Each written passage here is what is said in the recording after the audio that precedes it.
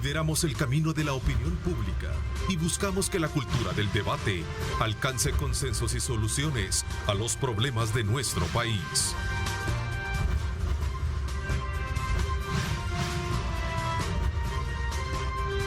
Diálogo con Ernesto López. Buenos días, El Salvador, ¿cómo están? Qué placer enorme saludarles a ustedes. Bienvenidos, son las 6 de la mañana con 30 minutos. 6 de la mañana con 30 minutos. Arrancamos la semana, desde luego, como siempre, colocando a Dios en el centro de nuestras actividades, invitándoles a ustedes también a hacer reflexiones oportunas sobre lo que viene por delante en esta semana, darle fiel cumplimiento a sus metas, a sus objetivos. Y por supuesto también invitarles a que le pongamos las mejores ganas y las mejores energías precisamente a lo que viene por delante. Hoy lunes, sin duda alguna, reflexiones importantes de lo que ha pasado los pocos días de vacaciones que tuvimos, algunos, específicamente con el tema de los accidentes de tránsito. Qué lástima que realmente sigan enlutando a las familias salvadoreñas, a veces la irresponsabilidad, a veces desde luego también la imprudencia o el descuido, etcétera, etcétera, ¿verdad? 33 fallecidos en accidentes viales durante las vacaciones, sin duda alguna una situación muy dolorosa para sus familias, sin duda alguna, así será, ¿verdad? Ahí vemos una imagen bastante dura, bastante fuerte, de este vehículo BMW que se accidentó precisamente el día sábado en horas de la madrugada y en la que iban 4 jóvenes, entre ellos uno conocido por este servidor, y quiero expresarle a la familia doliente pues mi más sentido pésame por esta, desde luego, noticia muy trágica, muy triste para la familia Gutiérrez en San Miguel, ¿verdad? Así es que realmente algo bien triste. Pero bueno, así es, así se escribe la historia, hay que pasar la página y seguir tomando desde luego la experiencia de lo que no se debe de hacer y por supuesto de las cosas que hay que superar. Ahí está ese múltiple accidente, fue muy duro, sin duda alguna, y muy triste lo que tuvimos, entre otros que hubo ya durante estas vacaciones agostinas. Así es que desde ya mucha precaución de la situación de los accidentes, realmente una situación bien dura, bien trágica, y vemos precisamente cómo se logró introducir, ¿verdad?, el vehículo en la parte trasera de este camión.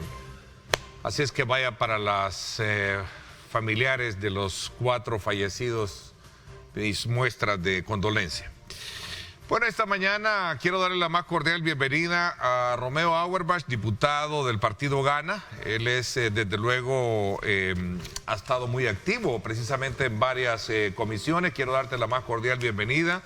Romeo, gracias por acompañarnos y darnos el espacio de esta mañana para poder estar con nosotros y hablar de varios temas de país. Sé que estás en la Comisión Financiera, estás en Justicia y Derechos Humanos, Reformas Electorales y Constitucionales, y también en la Comisión Especial de Fondos ONG. Gracias por acompañarnos. ¿Cómo estás? Bien, Ernesto, gracias a ti por la invitación y un saludo a todos los amigos que nos están viendo por los canales y por los medios y redes de Grupo Megavisión. Claro, también quiero darle la más cordial bienvenida a la diputada del FMLN, Dina Argueta. Ella pertenece a la Comisión de Legislación y Puntos Constitucionales, Medio Ambiente y Cambio Climático, y la Comisión Política J en el tema de recursos hídricos. Bienvenida, gracias por estar con nosotros, diputada. Gracias, Ernesto, buenos días. Un saludo a la población salvadoreña que está pendiente siempre de este programa, y a ustedes en el estudio, por supuesto, también un saludo al diputado con quien vamos a compartir esta mañana esta entrevista. Bueno, sin duda alguna no podemos pasar por alto hacer una reflexión de lo que yo mencionaba al inicio, Romeo, ¿verdad? De cómo la vacación a veces nos deja también un cuadro muy triste, especialmente cuando vemos el tema de los accidentes de tránsito, ¿verdad? Y vemos el resultado de estas noticias nos dan. Y por supuesto también el tema del COVID-19, que ya como lo vimos en exposición de las autoridades de salud, ya tenemos nuevas cepas que están precisamente dominando el territorio salvadoreño. Sí, Ernesto, lamentando pues realmente cada vez que hay accidentes, sea vacación o no, pues se lamenta mucho porque pues a veces afecta no solo al que tiene el accidente, a familiares y amigos, y la vacación realmente es para descansar, en este caso que tenemos el COVID, que nos tenemos que cuidar mucho más por las cepas nuevas que están. Y yo creo que nos tenemos que cuidar, ya metámonos eso en la cabeza de aquí en adelante, porque el COVID se viene a quedar por años, años, entonces tenemos que cambiar nuestra forma de ver la vida, nuestra perspectiva con respecto a cómo cuidarnos, y que la vacación nos debería de servir, pues aparte pues sí, disfrutar y lo que tú quieras, pues para entender que estamos en una nueva realidad y tal vez no para desbocarnos, ¿verdad? Porque se han sentido quizá enfrenados y de repente vemos que nos vamos a todo galope y ahí están los resultados tristes de los accidentes, Ernesto. Así es, en efecto. Diputada Argueta. Bueno, yo quiero iniciar enviando mi solidaridad a todas las familias que han sufrido la pérdida de un miembro o de un integrante de su familia a través de un accidente de tránsito, ya sea ocasionado directamente o hayan sido terceros. Independientemente, como quiera que sea, perder una vida en el país ahora y sobre todo en momentos tan críticos que vive nuestra sociedad salvadoreña y el mundo entero, siempre es un dolor sumamente grande. Así que yo quiero iniciar enviando nuestra solidaridad a esas familias. Sin duda alguna, el tema de las vacaciones y ahora en este nuevo momento, creo que todos cuando vamos en búsqueda o salimos de las vacaciones, querer relajarse, querer distraerse un rato, compartir con la familia, porque el trabajo también no te permite compartir con tu familia la mayor cantidad de tiempo posible. Y cuando tienes el espacio para hacerlo, creo yo, hacerlo de la mejor manera. Yo no creo que ninguna familia ande buscando que ocurra un accidente. O sea, los accidentes son eso, son accidentes. Por algo son accidentes, sí. Ajá, entonces nadie anda queriendo provocarlos ni sufrirlos.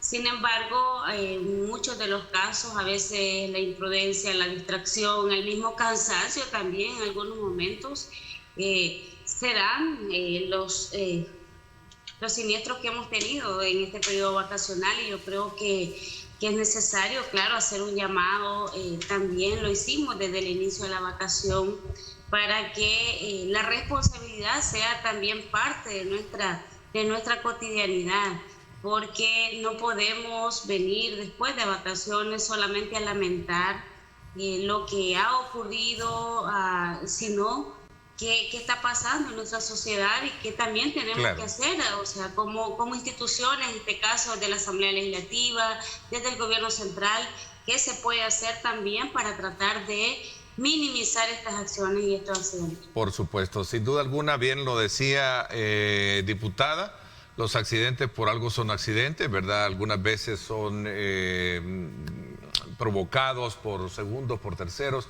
Lo cierto es que debe de llevarnos a una reflexión profunda para poder andar siempre manejando a la defensiva y en lo particular. Y en el caso del COVID, pues sin duda alguna, a seguirnos cuidando. Bueno, vamos a entrar un poco más de lleno a algunos aspectos, por cierto, Romeo. He escuchado a ti en lo particular dar ciertas opiniones con relación a la necesidad de entrarle cuanto antes a hacer un estudio profundo y ver qué se puede hacer con el tema de las pensiones en el país. En los últimos días se han observado vallas y mupis publicitarios en las cuales se están anunciando cambios en el sistema provisional, y esto de alguna manera despierta un poco la inquietud para saber cuáles son hasta este momento los alcances que tiene esta discusión. Entiendo que tú estás también trabajando mucho con este tema en la Asamblea Legislativa. Voy a abrir un poco el tema con con esta temática. Sí, Ernesto.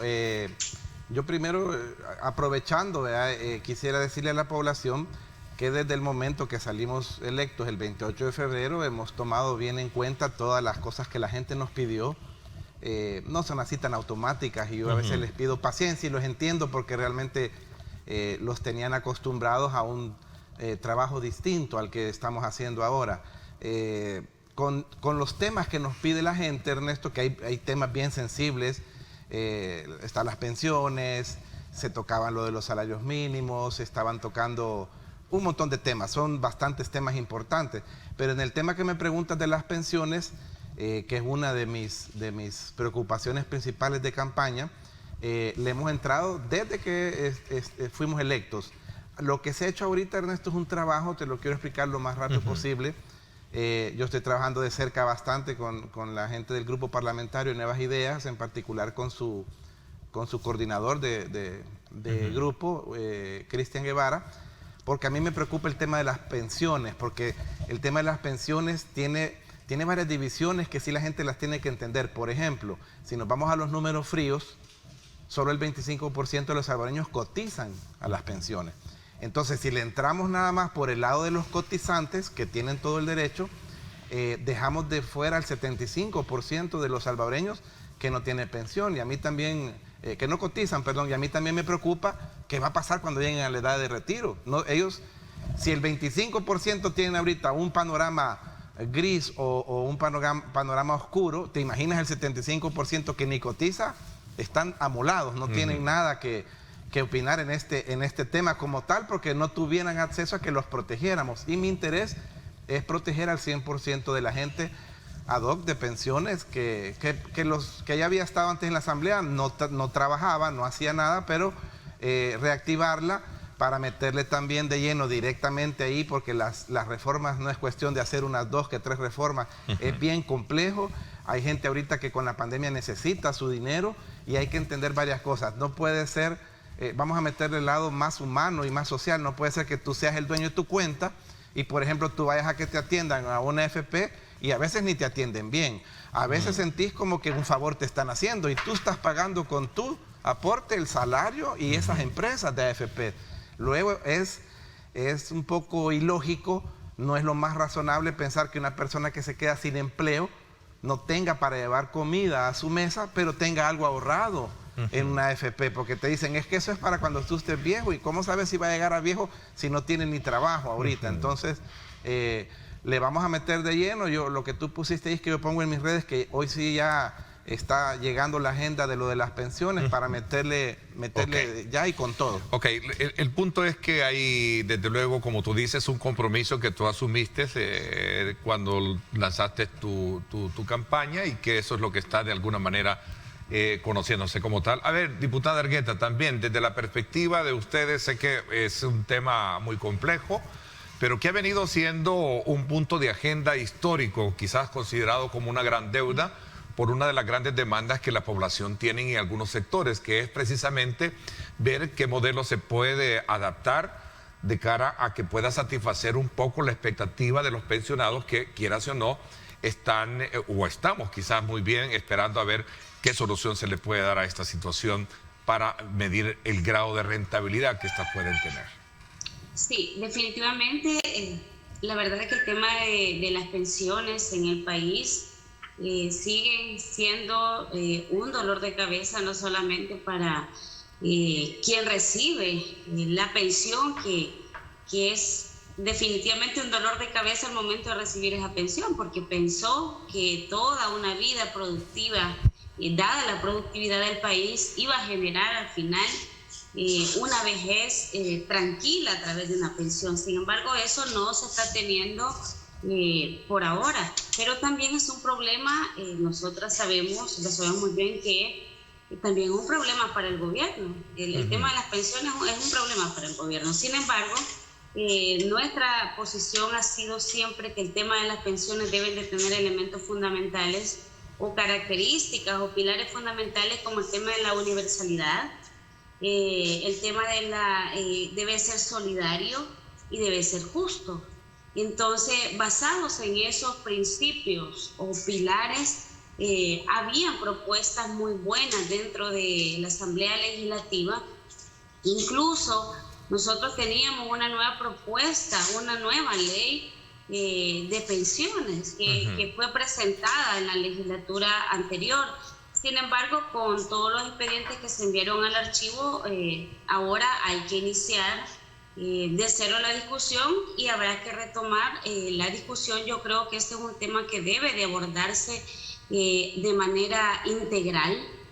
Coincido en ese punto de que debe ser abordada de manera integral, pero también con mucha responsabilidad, no solamente porque hicimos una promesa en campaña.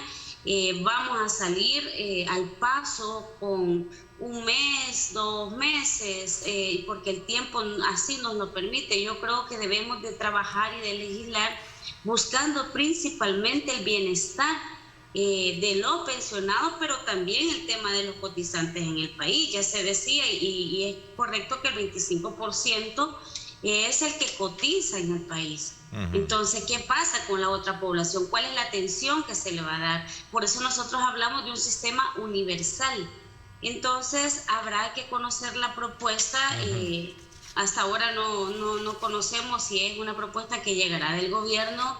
Será o por lo que escucho al diputado, él está trabajando una con nuevas ideas. Entonces, habrá que conocerla. Nosotros, debo decir que estamos totalmente abiertos a la discusión, a proponer, a discutir, a debatir y sobre todo a sacar un producto que principalmente beneficie a la población, a los cotizantes, a los pensionados. Pero fíjate que yo creo que también, bueno, hoy en la vacación, solamente para poner un ejemplo, sí, la verdad que hay mucha preocupación en la población. Me encontré a varias personas que tienen sus ahorros, como muy bien lo decía el diputado. Pero fíjate que hay un sentir de la población y dice, mire, diputada, yo, como está el tema en el país, en el tema económico, yo prefiero sacar mis ahorros. Mucha gente está, incluso gente que tiene sus ahorros de años de trabajo, está pensando sacar sus ahorros. Como también le damos una respuesta a esta población que ya, digamos, la ley le permite a la población retirar cierta cantidad de su dinero. Sin embargo, yo insisto, creo que este tema debe ser abordado con mucha responsabilidad. Nosotras vamos a estar ahí para aportar, para debatir y para contribuir a todo aquello que sea en beneficio de la población.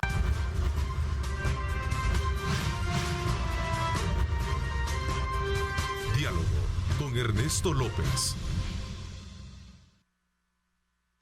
Bueno, gracias nuevamente por estar con nosotros. Las disculpas del caso, tuvimos una falla técnica, pero ya estamos de nuevo activos para continuar con este análisis introductorio que tenemos esta mañana con Romeo Auerbach. Él es diputado del Partido Gana, y también la diputada Gina Argueta del FMLN, y que están relacionados precisamente con el tema de la reforma al sistema de pensiones. Quiero hacer una aclaración importante. Para este programa también giramos la invitación para que nos acompañara un representante de la fracción del Partido Arena.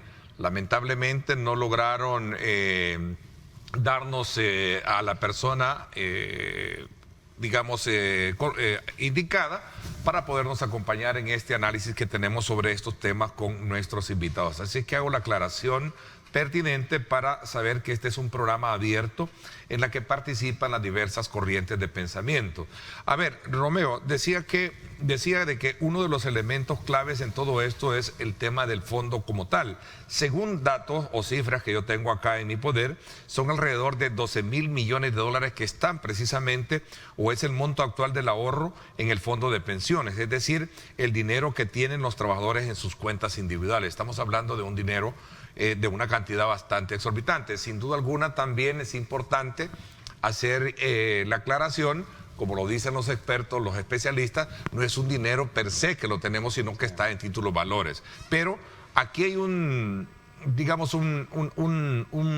punto importante para la población, es saber que por qué existe cierto temor en algún momento cuando se habla de tocar el tema de las pensiones en el país. Bueno, creo, Ernesto, que el temor en primer lugar es porque nos han robado antes. Entonces la gente lo que no quiere es que le roben su dinero de pensiones. Quizás le gustaría, como dice la diputada, tenerlo, ¿vea? Ahora, hay que tratar de entender que el Estado también juega un papel de protección, en el cual debe de preocuparse de que el ciudadano tenga, cuando esté un poco en una edad que ya no pueda trabajar, haya logrado tener un fondo para poder tener una pensión. Porque de lo contrario sería aquí una fiesta, ¿vea? Nadie demos aporte de pensión y la gente se gastara ese dinero y al llegar a la edad de la vejez lo que tuvieran sería cero, ¿vea? Entonces, ese es el miedo, creo yo. Tú hablas de 12.000 millones, pero lo que yo tengo como información todavía no oficial es que lo más que hay de accesibilidad a ese dinero es el 1%, Ernesto. Y el 1%, y es preocupante, ¿dónde está el demás dinero? Aunque esté puesto en algunos, pues, en algunas inversiones, ¿verdad? Que en el pasado daban muy poquito interés, porque aparentemente era la forma de prestarlo, ¿verdad? A bajo interés, aunque los gobiernos anteriores prestaban altos intereses. Entonces, este tema es bien complejo. También hay gente que dice, yo lo que quiero es que me den más dinero. Es cierto, si hay un dinero y si hay una emergencia, hay que ser creativos en una nueva ley de que la gente tenga acceso a ese dinero. Pero no se trata también de que deme todo el dinero que tengo, no es porque no exista y hay que investigar dónde está esos 12.000 millones de dólares, sino que va a llegar un momento donde se tienen que pensionar. Si tú recuerdas antes, los hombres no se pensionaban a los 60, sino que a los 55, y las mujeres no se pensionaban a los 55, sino que a los 50, cuando estaba el INPEP y el Seguro Social, que manejaban pensiones. Pero ¿dónde se rompió este sistema, Ernesto? La gente tiene que entender que las personas trabajaban más o menos 25 años, es un decir, ¿verdad? Pero aportaban, antes era mucho menos que ahora con AFP, no aportaban ni el 10%, Ernesto, de su salario, pero querían retirarse, y de hecho a veces así era, con salarios que equivalían al 66 o 75% de tu salario, y hay gente que vivía otros 25 años. Por supuesto. ¿Cómo puedes tú darle 25 años el 75% de un salario si durante 25 años dieron el 10%? Hoy es más alto, yo creo que el porcentaje anda por el 16 o 17% entre el patrono y el empleado. Entonces la reforma debemos de ser muy creativos, debe ser más profunda, debe ser solidaria, porque debemos de entender en una posible reforma, para mí debe haber inclusive incorporado algún seguro solidario de desempleo, porque esa es la parte, mientras estemos activos, el salvadoreño lo que necesita saber es que está trabajando y está cotizando. Donde tú tienes que entenderlo es qué pasa si pierde un trabajo y ese salvadoreño dice, yo tengo $10.000 en la cuenta de mi AFP y no tengo cómo ir al supermercado. Ahí tenemos que tratar de hacer una parte solidaria para cuando la gente se quede sin empleo, y son muchos temas más. Mira, decía una de las representantes del movimiento por una pensión digna, Ana Cecilia Suárez, decía recientemente que una de las peticiones que hacen como trabajadores es no ser aislados de la discusión de las reformas al sistema de pensiones, Dina, diputada. Sí, definitivamente que debe de ser así. Yo creo que esta discusión debe de estar abierta a la población, en este caso a los sectores involucrados, aquellos que quieran ser parte de la discusión. Debe de ser una discusión abierta. Y creo yo que es importante en el tema de las pensiones, nuevamente, si se está pensando en una propuesta de reforma a lo que ya existe, entonces habrá que ver en qué sentido vaya. Porque siempre se ha dicho que una reforma tras reformas al sistema es poner parchecitos, y ojalá resuelva el tema de manera integral. Yo Habría recuerdo que ver si una reforma lo va a lograr hacer. Yo recuerdo, entonces, Dina, perdón, Dina, yo recuerdo que durante el ejercicio de la campaña presidencial, por cierto, el partido que usted representa, el FMLN, y su candidato planteaban la necesidad de introducir, ¿verdad?, dentro del sistema una AFP estatal. Yo recuerdo que fue parte también de lo que se hablaba, precisamente con el propósito de darle la opción al trabajador de poder estar o con una administradora estatal o una privada, porque de alguna manera se ha satanizado el término privado en este tema, ¿no? Lo que pasa que quizás no es de manera general que se haya satanizado. Yo lo que debo decir que todo sistema de privatización en cualquier país del mundo nunca trae buenos resultados. Entonces, y los resultados de la privatización de las pensiones es lo que estamos teniendo ahora. O sea, este es el producto de aquella decisión que se tomó en el año 96-97. Entonces, al querer, al decidir privatizar un sistema que pudo fortalecerse en aquel momento y que la opción más fácil fue buscar una entidad privada. Entonces, claro, las consecuencias las está sufriendo el trabajador, en este caso ahora ya el pensionado. Entonces, yo espero que esta discusión sea pública porque es de interés nacional. El tema de las pensiones es de interés de todos y de todas, como lo es el tema del agua. Entonces, y debe de estar, por supuesto, abierto a la discusión. Insisto, debe de ser habrá que conocer las propuestas y otras propuestas que puedan llegar. Yo creo que quizás decir eso es un error, pensar que solo lo que yo proponga es lo que se va a aprobar y eso es lo único. Si bien es cierto, los diputados tenemos iniciativas de ley, en este caso el presidente de la República a través de sus ministros, pero la población organizada también tiene, en este caso, la posibilidad de proponer y que los diputados le demos la iniciativa. Así han llegado diferentes propuestas a la Asamblea. Yo creo que en este tema van a seguir llegando propuestas también y espero que al momento de la discusión sean tomados en cuenta y no sean como algo que lo que sucedió en el tema de la ley de agua, que el único proyecto que está en discusión es la propuesta que llegó desde el gobierno. Claro. Y se invisibilizó la propuesta de la sociedad civil, en este caso de las organizaciones. Ok, por cierto, a esto se sumó el mismo presidente de la Asamblea Legislativa, Ernesto Castro, donde recientemente también hacía mención de que vamos a hacer cambios estructurales, no va a venir a hacerse a maquillar una reforma, lo dijo así de manera textual, sino a hacer cambios profundos. Además, dijo que se podría de alguna manera estudiar y que aún no se ha evaluado si la administración de los fondos pasaría a ser pública, si seguiría siendo privada o sería en un dado caso mixta. Lo cierto es que hay que entrarle de acuerdo a el termómetro o el pulso a nivel político a esta situación, tal y como lo hemos visto con esta nueva campaña que se está lanzando ya públicamente de entrar cuanto antes, y veíamos ahí las imágenes, de entrar cuanto antes a una reforma de pensiones, paso a paso, saldando deudas históricas, como lo titula en su eslogan el Ejecutivo, ¿no? Sí, Ernesto, lo que hay que tratar de entender, este tema de las pensiones, que ya está demostrado con la ley que se está estudiando del agua, de la ley del recurso hídrico, se llama, es pública. Lo que no podemos tratar de caer en el error es, pueden presentar, yo le digo a la diputada del FMLN, presenten también sus reformas del agua, de pensiones, tienen todo el derecho del mundo.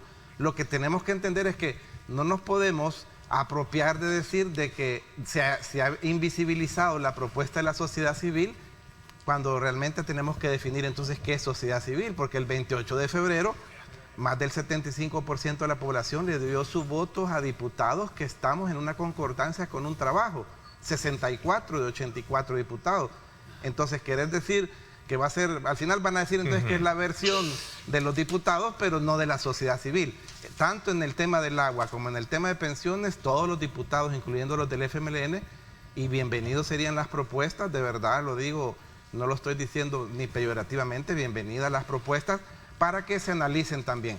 Al fin de cuentas va a salir un producto de lo que la gente ha decidido en la aritmética de la Asamblea, va a salir un producto que tiene que tener 43 o más votos, es así de sencillo. Ojalá que el producto que salga sea el mejor producto para el país y con el voto de los 84 diputados, Ernesto. Ok, no sé si cerramos este ciclo o tiene algún elemento más que agregar a esto, que sin duda alguna diputada Argueta, se va a tener de cara a los próximos días para pasar a hablar de otro tema que está en el periodo vacacional conocimos y es precisamente del avance que se tiene sobre la ley para voto en el exterior, la cual ya lleva un 80%, entiendo. Por cierto, también la Comisión Especial ad hoc que está estudiando el tema de reformas constitucionales hablaban sobre el planteamiento de la separación del Tribunal Supremo Electoral de las funciones administrativas a las funciones electorales. Es un tema que sin duda alguna también ha sido parte de la gran deuda histórica que a lo largo de estos años se ha venido teniendo, diputada. No, yo solamente para cerrar el tema debo decir que nuestra propuesta y nuestras iniciativas no responden a otra situación o interés que no sea el interés genuino de la población. Y solamente para clarificarle al diputado, porque el 28 de febrero en efecto hubo un resultado, sí, con mayoría de un partido en la Asamblea Legislativa. Habría que ver, porque él, claro, se siente parte de esos 64, pero su partido no sacó tampoco gran cantidad de diputados. Habría que ver, yo no sé si él es de Nuevas Ideas o es de Gana, porque o sea, y cuando vamos a las elecciones, igual el voto de la población es para un diputado como para 64 que hay ahora en la Asamblea Legislativa. Que todos no coincidamos es parte también del ejercicio democrático y de la pluralidad de pensamiento que existe en la Asamblea Legislativa. Si eso todavía no se ha logrado comprender, pues es lamentable, pero de ahí por lo demás, en este tema vamos a estar abiertos, vamos a presentar iniciativas cuando tengamos que presentarlas, como lo hemos estado haciendo con otros temas de interés en el país, como lo hemos hecho con el salario mínimo, como lo hemos hecho con el tema de los combustibles, como lo hemos hecho con otros temas, incluso con ese tema del Bitcoin, y vamos a seguirlo haciendo porque nuestra iniciativa de ley no está supeditada a ningún otro interés que no sea el interés de la población. Bueno, claro que sí. Yo he tratado de ser así lo más tranquilo con los temas, pero yo le quiero decir a la diputada que tengo bien claro, somos 4 partidos los que formamos los 64 diputados.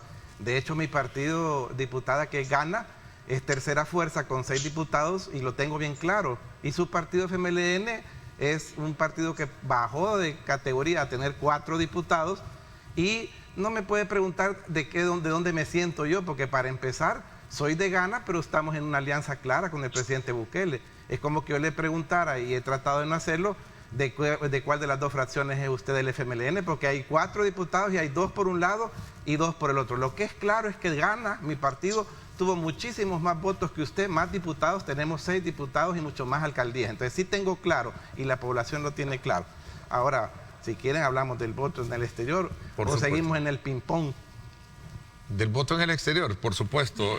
Decía de que mira, uno de los... la ley del voto exterior, aquí vamos con otra parte importante de la que yo decía antes. Yo como presidente de la Comisión de Reformas Electorales, le he pedido a los miembros, somos 10 diputados que formamos esa comisión, le he pedido a todos, por favor, que hagan aportes. Yo he presentado una estructura de ley, tengo el articulado avanzado a un 80%. Tenemos también, es lógico, esto es aritmética, las reuniones con las propuestas que tienen Nuevas Ideas muy avanzadas también. Ellos tienen 2/3 de los diputados, con ellos es que hay que platicarlos también, si no, no va a pasar. Ellos tienen la intención también que pase bien. Hasta el 15 de septiembre se tiene. Tenemos hasta el 15 de septiembre, es bien importante aclarar ese punto. La vamos a sacar. Lo que yo te quería decir es que en realidad, y lo digo con todo respeto, yo le he dicho al diputado Beto Romero de Arena y a la diputada Anabel Belloso del Frente, en 4 ocasiones que si nos pueden presentar algún aporte o propuesta, y han optado por decir que van a esperar a que esté la propuesta que Nuevas Ideas y Gana vamos a hacer. Ok, tú les has consultado entonces a ellos, claro, público queda esto registrado de que tú lo has hecho. Pero el fin es el mismo, solo un minuto, el fin es el mismo.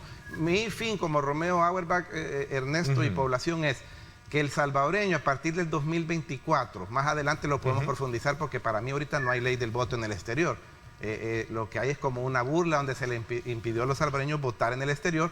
Para el 2024, que cualquier salvadoreño que vive en cualquier país del mundo, en cualquier rincón del mundo, pueda tener derecho al voto pasivo y voto activo. Eso significa poder votar y a poder postularse por lógica y por costos y por los tiempos en el que estamos, este sistema va a tener que inclinarse por un voto electrónico, por la parte tecnológica. Pero yo creo que los salvadoreños que viven en el exterior, más de 3 millones de salvadoreños, del cual el 90% vive en Estados Unidos, se han ganado a pulso este derecho de poder votar en todas estas fases. Ok, decía de que el 15 de septiembre es la fecha, digamos... La sala de honor. ¿Sí? Sí. Que es lo que se mandató a partir de esa resolución judicial, ¿verdad? En la cual pueden votar los compatriotas y también pueden postularse a cargos de elección. Son dos aspectos elementales, ¿cierto? Sí. Diputada. Bueno, yo debo decir sobre este tema que, como muy bien se decía, esto es producto de una sentencia de la sala y que ahora ya lo ha retomado la comisión. Hasta ahora de manera muy abierta y pública no se conocen las propuestas, como muy bien lo decía el diputado, de las fracciones que ya han dicho que van a presentar sus propuestas. Entiendo que las demás no lo han dicho, pero de las fracciones que han dicho que van a presentar su propuesta, entiendo no se ha hecho muy pública la discusión. Sin embargo, creo de manera general que sí es un tema, al igual que el tema de las pensiones también, de interés, pero en este caso de interés para los salvadoreños fuera de nuestras fronteras, que con los años se han venido dando algunos pasos importantes y que es necesario, creo yo, seguir legislando en función de generarles herramientas y generar esos derechos a la población salvadoreña fuera de nuestras fronteras.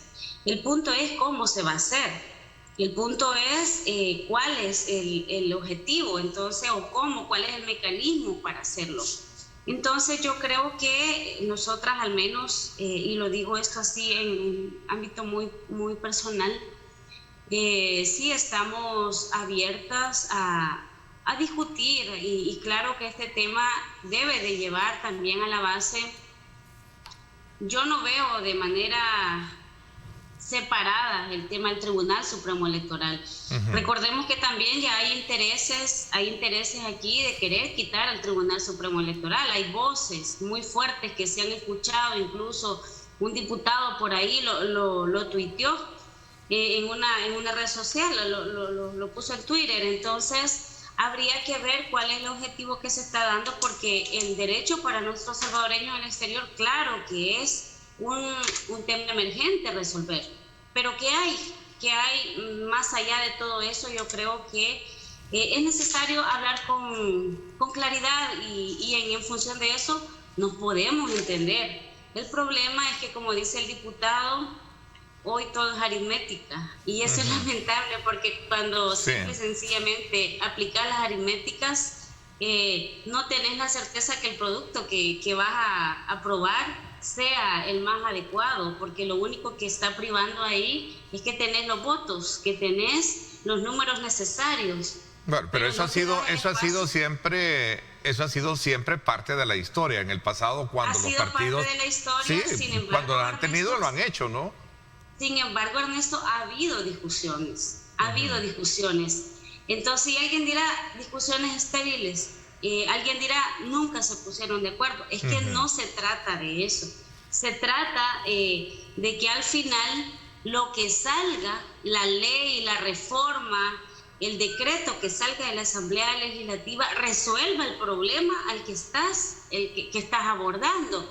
No importa si es con un acuerdo entre dos partidos, entre 64 diputados, si es entre 84, qué bueno que fuera, y nosotros también abogamos porque sea en ese sentido, pero lo que hemos visto en la Asamblea en estos 3 meses es el poco interés de querer discutir. Mira, todas las leyes que han llegado a la Asamblea Legislativa se han aprobado tal cual han llegado.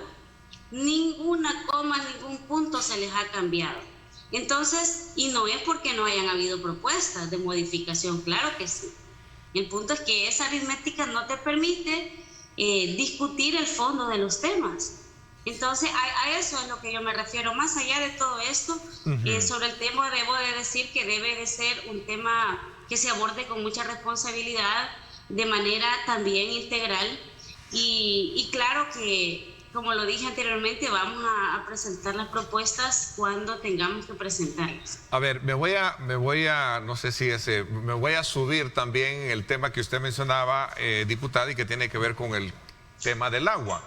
Hablando precisamente del tema de consultas que se han hecho. Por cierto, la comisión especial que está tratando el tema ha llamado a varios sectores de la sociedad también a participar y para poder de alguna manera tener, digamos, esos insumos pertinentes, ¿cierto? Sí, es que es así. La verdad es que la comisión ad hoc que estudia el tema del agua ha hecho un ejercicio de consultas, que no es la primera vez que se hace en la Asamblea Legislativa. Sobre el tema del agua en el país ha sido un tema ampliamente discutido, no solamente dentro de la Asamblea Legislativa. Ese tema salió de la Asamblea, se fue al territorio, llegó a foros regionales que se hicieron sobre la discusión. Entonces, qué bueno que la comisión ad hoc está abriendo este espacio para que los sectores lleguen a decir una vez más cuál es el interés que ven en el tema del agua. Y ahí la comisión ha citado muy bien a los diferentes actores, a los ambientalistas, a las universidades, a la iglesia, a la empresa privada también, se le invitó y todos han llegado a dar sus aportes. ¿Cuál es el punto? ¿Cuál es el punto, Ernesto? Es que como, miren, muy bien lo decía el diputado, es que como la aritmética existe y como siempre ha existido, pero ahora existe con un número mucho mayor, entonces no quisiera uno pensar, y el temor que se tiene es ese, es que porque se tienen los números, nada de lo que se está haciendo vaya a cambiar. Yo solamente te hago una referencia. Cuando llegó la Universidad Nacional a aportar en el tema de la ley de aguas, llevó 35 observaciones, 35 propuestas de modificación al articulado.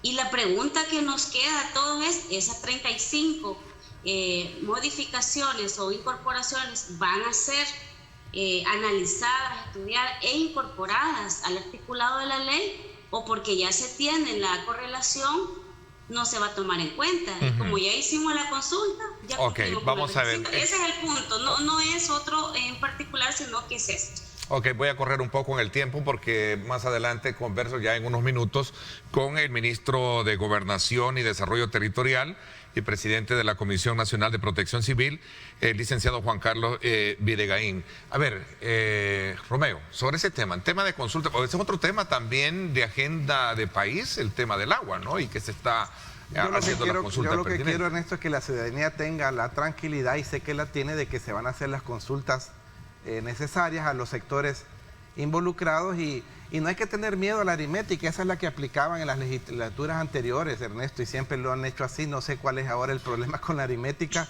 Lo que sí le puedo decir a la diputada es que el ejemplo que puso de la Universidad Nacional, presentó 35 observaciones y pregunta, ¿van a ser tomadas en cuenta? Sí. Pregunta, ¿van a ser incorporadas? ¿Por qué? Se tienen que analizar. O sea que la universidad nos va a hacer la ley a nosotros, a los diputados electos por el pueblo. No es así. Ha habido muchas organizaciones o fundaciones, de hecho yo estoy en esa comisión especial que está investigando a las ONGs que recibieron dinero de la gente, dinero del pueblo, que se hacen llamar organizaciones de la sociedad civil, pero tú sabes quién las conformaba. Entonces el pueblo nos ha dado un mandato y nos lo vamos a delegar en otras instituciones. ¿Se va a consultar?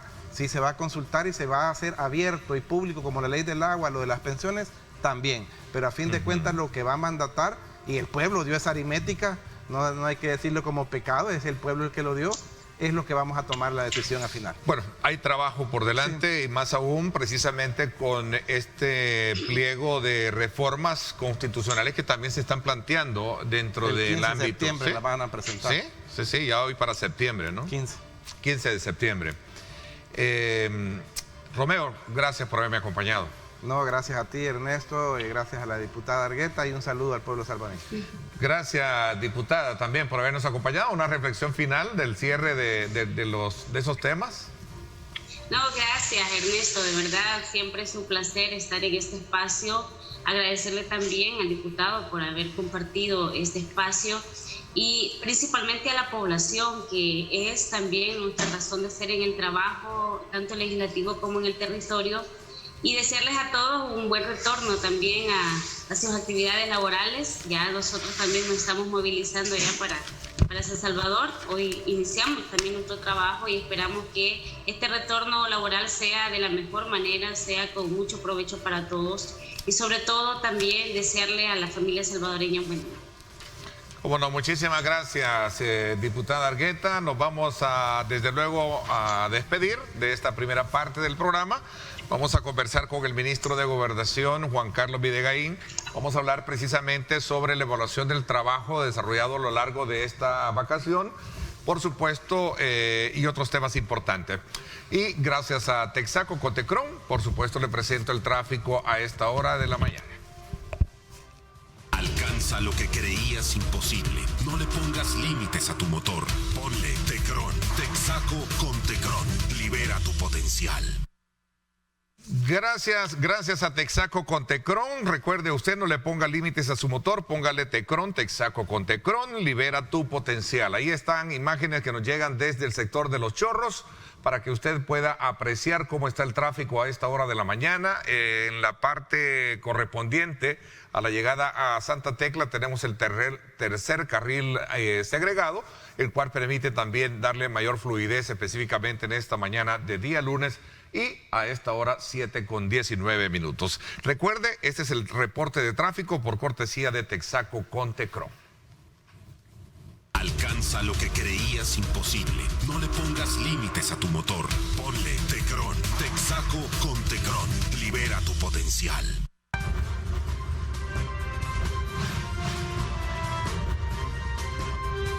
Diálogo con Ernesto López. Bueno, gracias nuevamente por estar con nosotros a esta hora de la mañana. Saludos muy cordiales a nuestros buenos amigos que nos están sintonizando a través de nuestra señal digital. Muchísimas gracias por estar con nosotros, especialmente en el extranjero, la diáspora. Muchísimas gracias por estar con nosotros, muy pendientes de nuestra señal y sobre todo también al análisis y la discusión y la exposición de temas que son importantes para el país y por supuesto para que usted retome de ellos los elementos oportunos y pueda construir su propia lectura de los mismos. Esta segunda parte del programa tenemos como invitado al ministro de Gobernación y Desarrollo Territorial, también el expresidente de la Comisión Nacional de Protección Civil, al licenciado Juan Carlos Videgaín. Gracias por acompañarnos, ministro. Muchas gracias por la invitación. Es un placer estar acá con ustedes.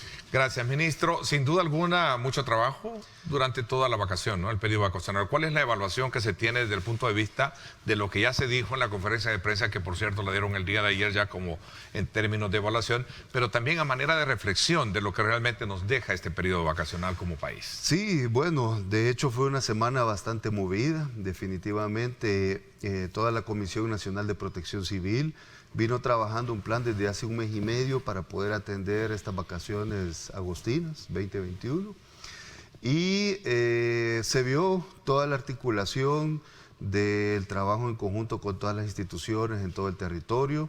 Estuvimos atendiendo carreteras, centros turísticos, las playas, las montañas.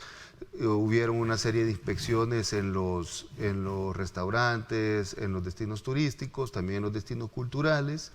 Y también tuvimos miles de controles vehiculares, así como miles de asistencias en todo el territorio. Al final sí tuvimos una reducción. De hecho, ahí en esos números que están mostrando en pantalla hay una ¿Sí? ¿Imprecisión o precisión? Ya le confirmo. Porque no se han actualizado seguramente. No se han actualizado. Okay. Entonces, lo importante de todo esto es que el balance al final nos deja con números positivos comparados al 2019. Si gusta, entramos en detalle de eso. Sí, por supuesto. Quisiera un poco particularizar, viniendo de lo general, de lo que usted mencionaba. Pues ha sido una vacación en la cual la Comisión Nacional ha tenido un enfoque de trabajo en áreas como, por ejemplo, el tema de supervisión de restaurantes para ver el tema del COVID, que sin duda alguna también es otro de los grandes problemas que tenemos, el caso de los accidentes, que quisiera un poco detenerme en ello a manera de poder hacer las reflexiones oportunas. Ese dato que teníamos allá es un dato que presentó uno de los matutinos a fecha, desde luego, sin duda alguna, al cierre de su ciclo el día de ayer, pero que sin duda alguna sigue siendo uno de los principales, factores de preocupación, ¿no? Sí, correcto, de acuerdo. Así como decía, el resultado ha sido positivo comparado al 2019, sin embargo, una vida es suficiente como para sonar las alarmas. Es suficientemente importante una vida para poder hacer una reflexión, exhortar a que hay cosas que todavía nos hacen falta hacer, aplicar medidas de prevención para poder evitar fatalidades. Todo lo que nosotros hemos organizado o se organiza como gobierno articulado es en función de prevenir y poder atender el mínimo de emergencias que sean inevitables. Pero también es importante la colaboración de las personas en acatar esas medidas, en seguir esas recomendaciones para que ese número sea lo más bajo posible. Entonces, sí hay que hacer esa reflexión, como bien decía. Bueno, la imprudencia por algo son accidentes. A veces la imprudencia, a veces el dolo o a veces también lo culposo, que son parte de la figura jurídica que hay. Al final, lamentablemente, es por pura imprudencia, es por no acatar las medidas. Por ejemplo, invasión de carril fue la causa número 1. La causa número 2 fue distracción del conductor al volante. Tenemos que ser conscientes, tenemos que respetar no solo nuestra vida, sino que respetar la vida de los demás, los que nos acompañan y los terceros. La mayor parte de las distracciones en el volante es el uso del celular. Entonces, al final, es hacer conciencia a nosotros mismos de que hay prácticas que tenemos que desaprender y aplicar buenas prácticas para poder evitar este tipo de problemas. Bueno, y recordar también que vivimos una época de invierno en este momento, y que las carreteras se ponen sin duda alguna lisas, ¿verdad? Y eso provoca también el tema de los accidentes. Sí, eso facilita. Eso facilita, sin duda alguna. Ministro, las campañas de concientización van encaminadas precisamente a estimular en las personas no conducir a la defensiva, ¿verdad? Pero también hay otros factores, el tema de controles. ¿Cómo se logró de alguna manera establecer esos perímetros de control de velocidad y especialmente de retenes, que son los que de alguna manera a muchos pueden incomodarnos porque nos van deteniendo, lo que sea, pero son necesarios, ¿no? Sí, no, claro. Al final esos controles son muy importantes. Tuvimos más de 1000 controles en todo el territorio. Eso sirvió también para reducir las cifras. Tuvimos más de 800 pruebas del COTEST. Tuvimos más de 77, si no me equivoco, personas detenidas por conducción temeraria. Entonces, al final se salvaron vidas con respecto a esos controles, se evitaron accidentes, no solo esos 70 ya voy a confirmar el dato, sí, 77 fueron, son 77, no solo esos 77 personas evitaron el posible riesgo de tener un accidente o una fatalidad, sino que también sus acompañantes o terceros que en consecuencia podían haber tenido un accidente con ellos. Entonces es una gran importancia esos controles. Y fue un trabajo muy bueno que se desarrolló, sí, desde la Comisión Nacional de Protección Civil, pero en conjunto con el Viceministerio de Transporte, la Policía Nacional Civil, que son quienes integran esta rama del tema de prevención en cuanto al Plan Agosto que diseñamos. Hay una experiencia, decía yo, que se tiene siempre con este tipo de temporadas, ¿no? Sí. Toda la Comisión Nacional ahora estuvo liderada precisamente a través del presidente de la comisión, que es en este caso su persona, pero también en la que participan diferentes organizaciones, ¿no? E instituciones. Sí, así es. De hecho, participamos muchas instituciones que son parte de la comisión. Este gobierno, el gobierno del presidente Nayib Bukele, se caracteriza por ser un gobierno articulado, por ser un gobierno que trabaja en equipo, y esta no ha sido la excepción. Porque adicional a esto también tenemos otros planes activos como el plan invernal, que se está trabajando, ya lo mencionamos un par de veces acá, porque es algo que continuamos en el periodo invernal, y en paralelo tuvimos que atender el periodo vacacional. Está el Ministerio de Obras Públicas, el Viceministerio de Transporte, el Ministerio de Defensa, el Ministerio de Turismo, por supuesto, que estuvo muy activo y que tuvo una gran participación y estuvieron haciendo inspecciones en todos los lugares y destinos turísticos que tiene El Salvador. Estuvo la Policía Nacional Civil también, y al final se sumaron más de 50,000 personas integrantes de las instituciones de la Comisión Nacional de Protección Civil. Adicional a eso, y al mismo tiempo estuvo el Plan Control Territorial Integrado, o sea que al final fueron más de 100,000 personas de este gabinete que estuvieron trabajando en función de la población. Voy a permitirme hacer una pausa, 7:30 minutos, cuando regresemos también hablando de este plan invernal. Me gustaría que identificáramos un poco las áreas porque estamos desde luego en una alerta por lluvias y tormentas en el país de manera muy constante. Sí, lo escuchaba del ministro, de las autoridades también y especialmente de las autoridades de medio ambiente. Hablemos de esto cuando regresemos también, muy activo junto con los lugares de mayor asistencia o frecuencia de personas, entregando mascarillas también para poder prevenir el tema del COVID y sobre todo también ahora con esta noticia que tenemos relacionada con la presencia de otras variantes del COVID-19. Vamos a la pausa, 7:31. Gracias por estar con nosotros.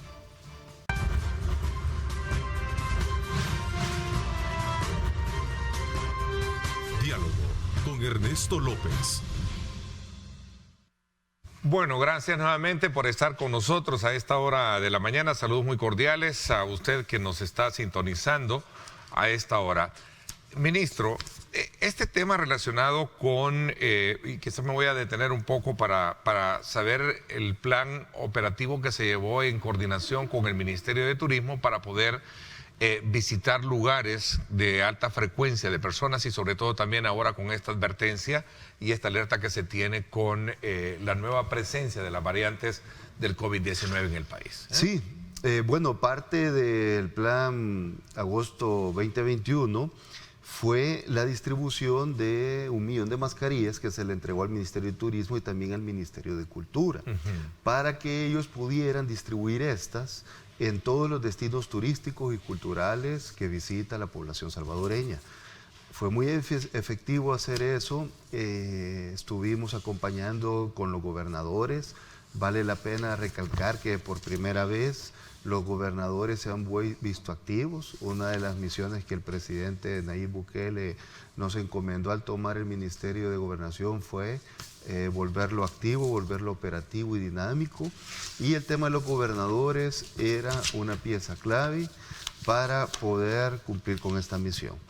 Ellos han acompañado al Ministerio de Turismo, al Ministerio de Cultura, así como otras instituciones de gobierno en las diferentes actividades, y una de las principales acciones que tuvieron en este marco del plan vacacional fue la entrega y el apoyo a la distribución de mascarillas. Se distribuyó 1 millón a través del Ministerio de Turismo, quien hicieron más de 500 inspecciones en diferentes centros. Se verificaron los cumplimientos de las medidas de bioseguridad, el buen uso de la mascarilla, el uso del alcohol gel, el distanciamiento de las mesas, la limpieza de estas y que no hubieran hacinamientos. Y los gobernadores, al mismo tiempo, en diferentes municipios, adicional a acompañar en algunos días al Ministerio de Turismo, al Ministerio de Cultura, también hicieron acompañamientos al Viceministerio de Transporte en los controles vehiculares o en alguna otra lugar o institución, así como alcaldías, que también se les repartió mascarillas para que pudieran ser estas distribuidas a toda la población salvadoreña y poder aportar y sumar al tema de la buena práctica del uso de la mascarilla, que recordemos es obligatorio, no podemos dejar de utilizarla, especialmente cuando estemos en espacios públicos. Ministro, ¿este plan es temporal, digamos, de asistencia o supervisión de lugares de concentración, restaurantes, etcétera, o se va a mantener permanente? Entiendo que el Ministerio de Turismo tiene esta actividad permanente. Hoy se intensificó con el tema de la vacación, pero el Ministerio de Turismo es muy activo con respecto a este tipo de inspecciones y el cumplimiento de las medidas, ya que es parte de la reactivación económica. Entonces, nuestra querida ministra Morena Valdés, está muy encima, junto con su equipo, de todo el sector turismo para poder darle la tranquilidad a todos sus visitantes y a todos sus usuarios de que pueden, con sus familias, poder disfrutar de las recreaciones que decidan hacerlo. Así que es una actividad que ellos mantienen constantemente, pero en el periodo vacacional se intensificó y ahí fue donde todas las instituciones que formamos parte de la Comisión Nacional sumamos en apoyo a estas inspecciones. Se suma también, entiendo, y corríjame, la participación también de los gobernadores departamentales. Sí, correcto. O sea, que pertenecen, en este caso, al ministerio o son supervisados por gobernación. Así es, los 14 gobernadores departamentales que ahora son gobernadores activos, que trabajan en el plan invernal, por ejemplo, los gobernadores son los presidentes de las comisiones departamentales de protección civil. Concatenando ya el tema de la alerta por lluvias y tormenta, hablemos un poquito ya extendida en este tema, porque entonces, muchos se estarán preguntando, bueno, y en el departamento, ¿quién primero? ¿Verdad? Entiendo que hay una estructura. ¿Cómo funciona todo el sistema? Bueno, la estructura de la Comisión Nacional de Protección Civil y todo su sistema comienza desde la comisión en sí, la Dirección General de Protección Civil, la Comisión Nacional, que son los ministerios que la conforman. Luego nos pasamos a las comisiones departamentales, que son los gobernadores quienes las presiden. Luego bajan las comisiones municipales y las comisiones comunales. Toda esta estructura funciona en base a poder tener una reacción organizada, una reacción ordenada en caso que tengamos una emergencia que atender. Sin embargo, desde abril de este año, en el verano, diseñamos e implementamos parte del plan invernal. La primera parte del plan invernal es la prevención y la mitigación de posibles desastres que se nos podían presentar durante el invierno. Con el Ministerio de Obras Públicas, el FOVIAL y los gobernadores estuvimos, y Dirección General de Protección Civil, estuvimos haciendo una serie de obras de mitigación. Se atendieron más de 100 puntos en todo el territorio que tradicionalmente sabemos que sucede un incidente.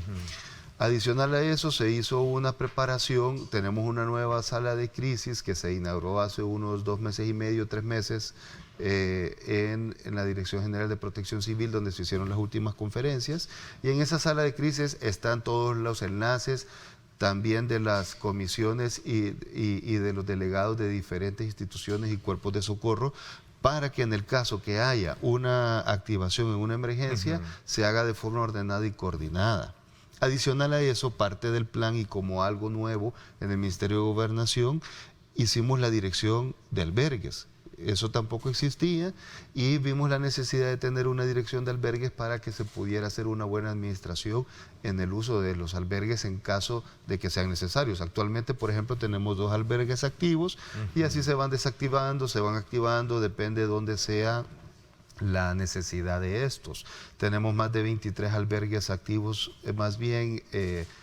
sí, bueno, activos, pero no con personas albergadas. Tenemos 2 con personas albergadas, pero más de 23 albergues. En todo caso, listos para poder atender cualquier de forma emergencia. preventiva para prever, y tenemos una aplicación que también es parte de la nueva dirección de emergencias, que nos sirve para poder tener una buena administración en estos albergues.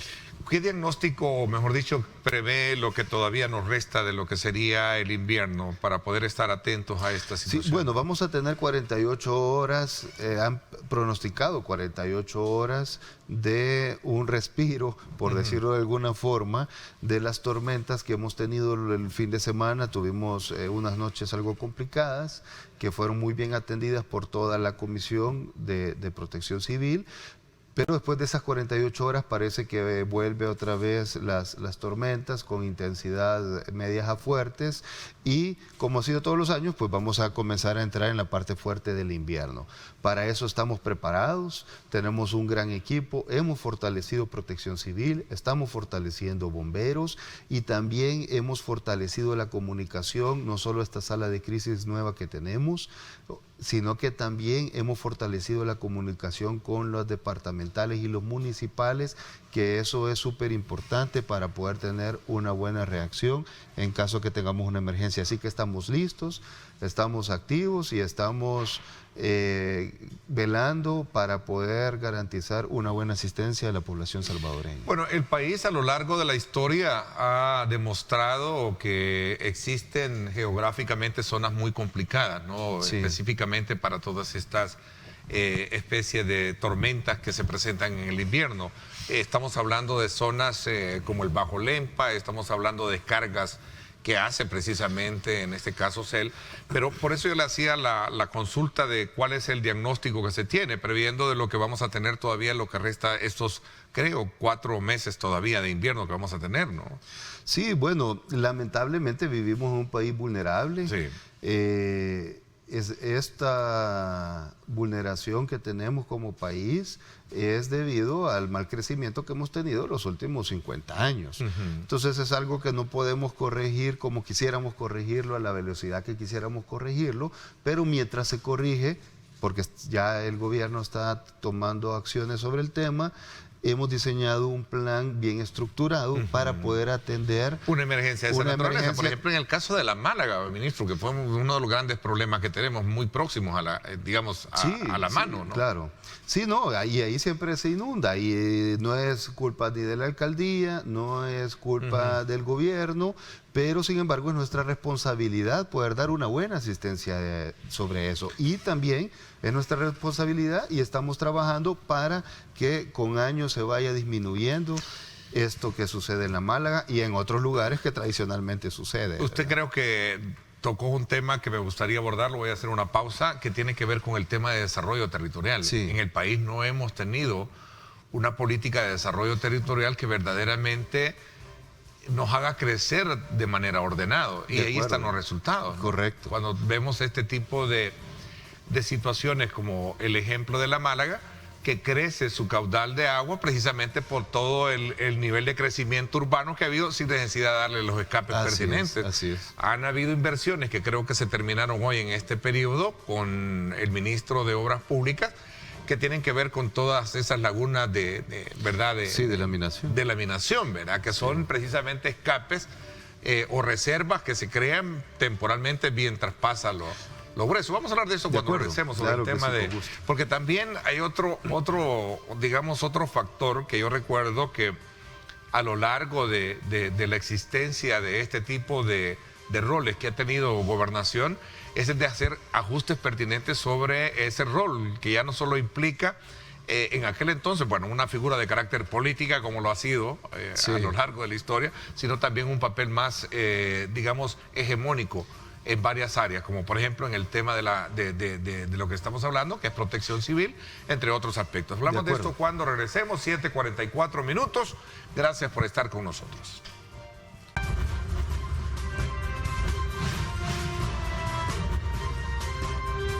Diálogo con Ernesto López. Bueno, gracias nuevamente por estar con nosotros. Vamos a aprovechar estos pocos minutos que nos quedan para, de alguna manera, coronar este tema que tiene que ver precisamente con los grandes desafíos que el país debe de tener para no ser, digamos, para ser más proactivo. Y esto pasa por comprender un poco el rol que tiene el Ministerio de Gobernación frente al tema del ordenamiento territorial. Sí, bueno, qué bueno que saca el tema. Es un tema muy importante que tenemos en el Ministerio de Gobernación, esta herramienta que es crucial para el desarrollo del país. Y hay un dicho que a mí me gusta mencionarlo mucho y es: el orden es la madre del éxito. Y como en nuestro país lamentablemente no hemos tenido orden, no hemos tenido éxito, y por eso es que somos un país vulnerable. Desde hace 50 años el país vino creciendo de forma desordenada, no hubo un orden en el ordenamiento y desarrollo territorial que debió haber tenido el país, y esta es la consecuencia, todos estos sucesos climáticos que nos golpean, generan o nos colapsan, porque siempre ha llovido, siempre han habido tormentas, siempre hay movimientos telúricos. El problema es cómo hemos crecido a la par de estos sucesos climáticos, y eso es lo que nos ha generado esa vulnerabilidad en el territorio. En el Ministerio de Gobernación, de nuevo, por la misión que nos dio el presidente Nayib Bukele de operativizar este ministerio, fue que en cuanto llegamos conformamos una mesa técnica con especialistas, primero para hacer una propuesta de reformas de ley con el tema de ordenamiento y desarrollo territorial. Hay una mesa especializada que está trabajando este tema desde la primera semana que pusimos un pie en el ministerio. Vamos muy avanzados y muy pronto vamos a poder hacer llegar esta propuesta a la Asamblea Legislativa. El espíritu de esto es hacer un verdadero ordenamiento para tener un verdadero desarrollo territorial en todo nuestro país. Entonces, con esto se pretende poder velar y hacer una corrección de diseño en todo el tema del urbanismo, cómo ha venido creciendo, cómo se han dado los permisos en diferentes lugares que tal vez no eran aptos esas tierras para los permisos que ahí se emitieron, y eso ha generado toda la vulneración que tenemos en el territorio. Entonces, con esa dirección de ordenamiento y desarrollo territorial, esa reforma de ley y toda la reestructuración importante que estamos haciendo en esa división del Ministerio de Gobernación, vamos a poder hacer cambios sustanciales y a largo plazo para que el país tenga un nuevo rumbo con respecto al ordenamiento territorial y poder disminuir la vulnerabilidad de esta. Esa va a ser una de tantas ventajas que vamos a tener. Y es que el tema del... Bueno, para nadie es un secreto que el cambio climático vino lamentablemente para quedarse también, ¿verdad? Lo que hablábamos. Y especialmente cuando se trata de ver el impacto fuerte que da cuando tenemos ciudades que no han sido planificadas o han crecido de manera muy desordenada. Y hablábamos muy particularmente de las zonas estas de la Málaga, donde se terminaron construyendo láminas, ¿verdad? Lagunas de laminación, que son reservorios temporales, ¿verdad? De agua, para evitar que estas colapsen zonas como, por ejemplo, la parte baja de la zona sur de la capital. Esto del desarrollo territorial también tiene un componente vital que lleva a articular esfuerzos con las alcaldías. Así ministro. es, sí, bueno, de hecho, el desarrollo territorial es no solo articular esfuerzos con el mismo gabinete, que sí tiene todo que ver, al final cada ministerio tiene su competencia, pero lo importante del tema de ordenamiento y desarrollo territorial es que no había, o ya lo estamos creando, aparte de la ley y la política adecuada, que tampoco había una ley y una política adecuada, vamos a crear un plan maestro que le va a servir a cada institución con su respectiva competencia y a cada municipalidad para poder ir creciendo en un desarrollo y ordenamiento local que se transforme o extrapole en el plan maestro para que podamos tener un buen desarrollo territorial y no tener este tipo de problemas. También tenemos situaciones como el sistema de drenajes, de aguas lluvias, que está obsoleto, ya es viejo. Hay un montón de conexiones de aguas negras conectadas a estas aguas lluvias que también nos complican. Eso tampoco se reguló en su momento y eso nos ha generado un impacto exagerado. Tenemos inundaciones en San Miguel, en Santa Ana, en la Santa Lucía, que también ha sido parte de esa desidia que se tuvo durante años y que se dejó ese desorden y al final esta es la consecuencia que estamos viendo. Pero ahora, gracias a Dios y a este gobierno, estamos trabajando para poder hacer esa corrección de diseño. A ver, el tema de hidráulico de todo el sistema de drenaje, para hablarlo más a los salvadoreños, creo que es uno de los grandes retos que se tiene. Por ejemplo, qué tan, digamos, válido es tener un sistema que se creó cuando la ciudad estuvo no con el crecimiento que tenía hoy en día. San Salvador, por ejemplo. Sí, sí. ¿Verdad? Sí. Todo el sistema hidráulico es el que ya no rinde precisamente por todo el grado de... Santa Tecla está experimentando situaciones como esa que no lo veíamos anteriormente. Sí. Yo le preguntaba a ciertos especialistas en el tema y me decían, mire, ¿y por qué ahora Santa Tecla está experimentando inundaciones? Es bien sencillo, me dicen, porque Santa Tecla ya no es aquella ciudad pequeña de hace 15, 20 años. Hoy ha crecido, me dice. Ha crecido y ha crecido hacia arriba y todo el caudal y el flujo, ha habido deforestación, le hemos metido más casas, más viviendas. Y el sistema hidráulico es el mismo. Y el sistema hidráulico es el mismo. A eso quería llegar. Sí. Y eso pasa con un montón de infraestructura. Falta de planificación. Falta de planificación. Al final se daba tal vez un permiso para 50, 100 viviendas, pero no se hacía en paralelo la corrección del sistema hidráulico, del sistema de aguas negras, etcétera, para que pudieran soportar eso nuevo que se estaba metiendo en esa zona. Entonces, esa era la consecuencia. Ministro, ya para cerrar un poco la conversación, ¿el Ministerio de Gobernación está al día con todo o necesita de alguna manera hacer ajustes en su estructura orgánica, por ejemplo? No, hemos hecho una buena reestructuración. Yo creo que estamos bien con el equipo que tenemos. Estamos trabajando muy bien en función de la población. Muestra de ello es de que hoy se ha visto una dirección de protección civil bastante activa, pero una señal importante, entre otras cosas nuevas que tenemos ahí, es de que nos estamos anticipando a los hechos. Y esta es una característica muy importante de este gobierno, y es que el manejo de la pandemia es una muestra clara, y lo mismo hemos aplicado desde que comenzamos en el 2019 hasta la fecha.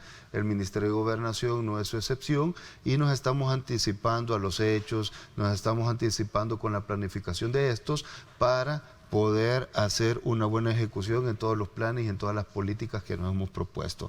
Así que yo creo que tenemos un buen equipo, tenemos un buen ministerio en función de la población, y como siempre lo digo, el centro de todas nuestras acciones son las personas.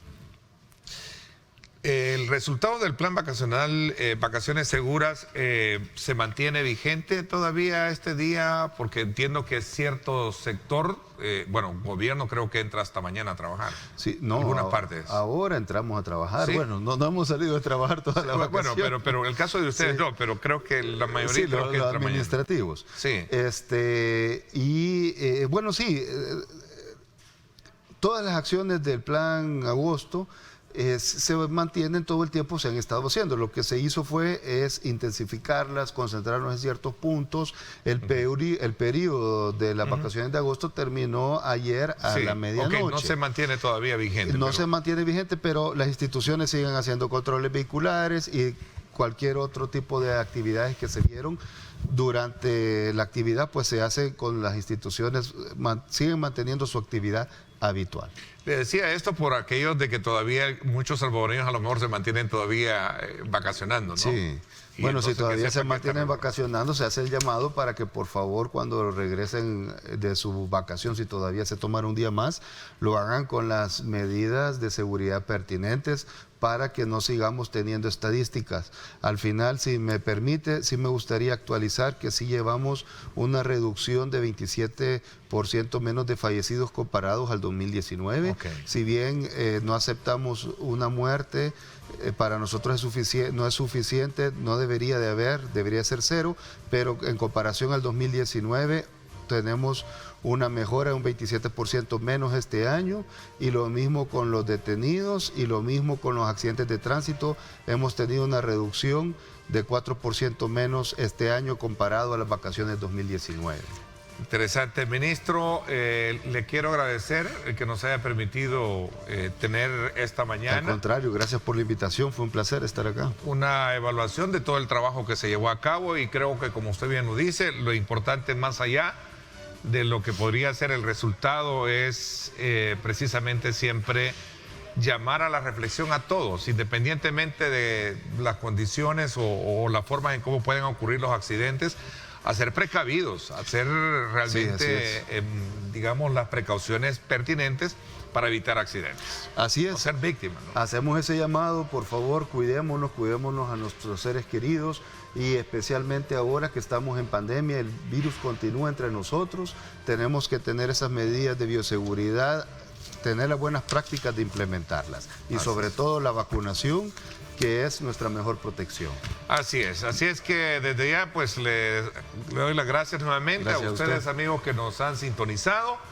Arrancamos la semana, por supuesto, con mucho optimismo. Recuerde colocar a Dios en el centro de sus actividades para que sus metas, sus objetivos, sus proyectos puedan cumplirse. Gracias, pásenla bien y como siempre también recuerden lo más importante, amar a Dios sobre todas las cosas. Lideramos el camino de la opinión pública y buscamos que la cultura del debate alcance consensos y soluciones a los problemas de nuestro país.